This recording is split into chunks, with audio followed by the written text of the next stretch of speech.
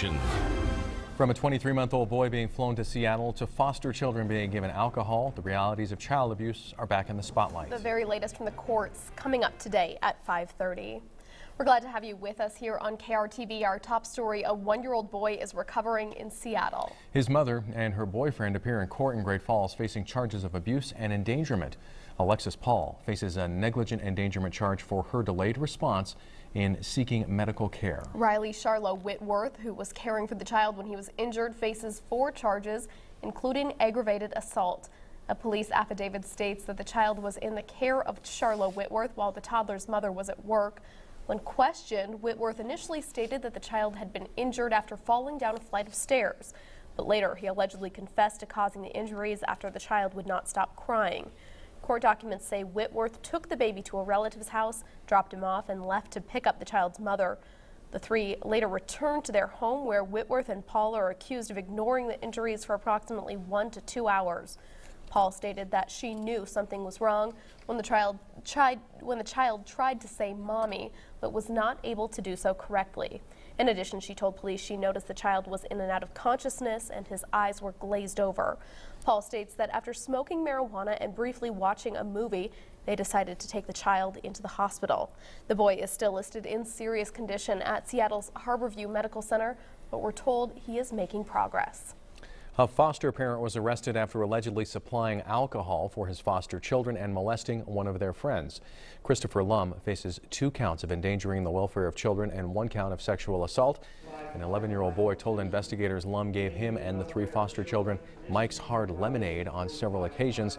He also said he slept in Lum's bed multiple times and described being molested on one occasion.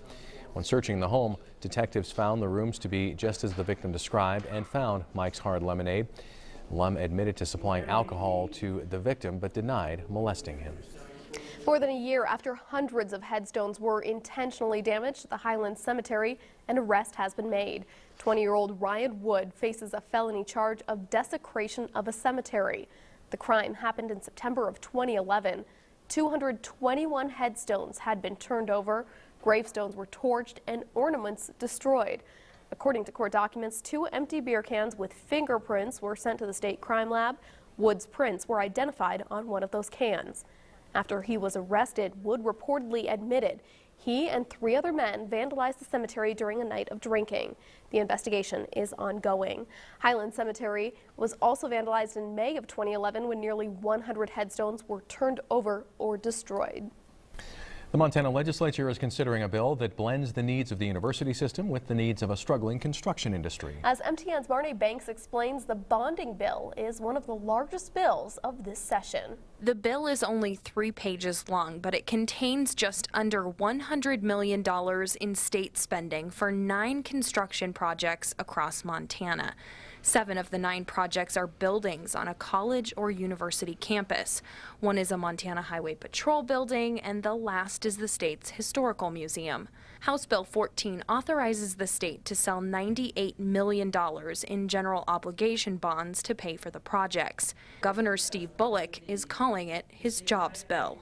The bonding authorized by House Bill 14 will be leveraged with additional private funds, maximizing the state's investment.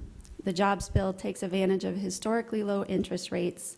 It will create thousands of good-paying jobs across Montana, and it will help our educational institutions train the quality workforce that will encourage businesses to invest in Montana. The governor's office is proposing to match the state's money with private donations to help complete the projects. The university system is a strong supporter of the bill, saying Montana's colleges and universities are in need of some critical infrastructure. Really, the focus of this for the Montana university system is the educational impacts that these facilities would create on a conducive teaching and learning environment. It also really helps address what we believe are some significant deferred maintenance issues. Representative Galen Hollenbaugh is carrying the bill, and he says the construction projects will not only provide a better learning environment for college students, but it will also put Montanans to work in the construction industry.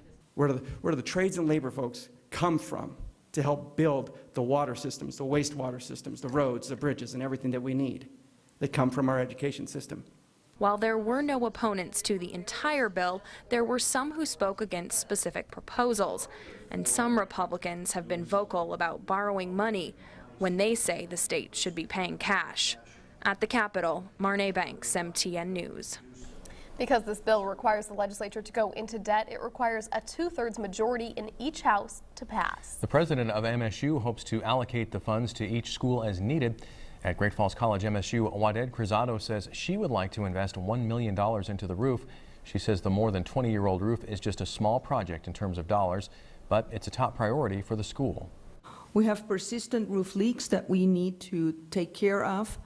There is potential of mold problems, and we just don't want to get there, as you will understand. We have structural concerns and basically human safety issues that we want to address. Great Falls isn't the only point of interest for Cruzado. She also stressed the importance of investing in the diesel technology program at MSU Northern in Havre. Cruzado says it's one of the most impressive programs in the state, which is housed in the original facility built in 1952. She hopes the investment will fix the building's lack of space, safety, and code violations to help their students keep up with job creation. A father and son from Helena who were reported missing in the Seeley Lake area late Sunday have been found safe and sound. Authorities say that the 49-year-old man and his 19-year-old son were found just before noon after spending the night outside. We're told one of the men's snowmobiles apparently broke down in the backcountry. The two were supposed to return home around 8 o'clock Sunday, but they'd not been heard from. The victim's car was found Monday morning near the Placid Lake trailhead.